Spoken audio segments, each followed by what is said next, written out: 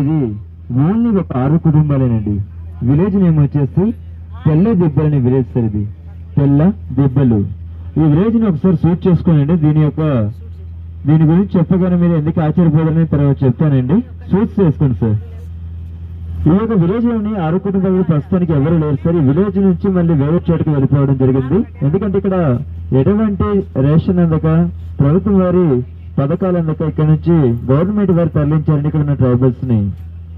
మరి విలేజ్ ఇది ఓన్లీ ఒక 6 కుటుంబాలేనండి. విలేజ్ నేమ్ వచ్చేసి తెల్ల దిబ్బలు అనే విలేజ్ సార్. ఇది తెల్ల దిబ్బలు. ఈ విలేజ్ ని ఒకసారి సూట్ చేసుకో.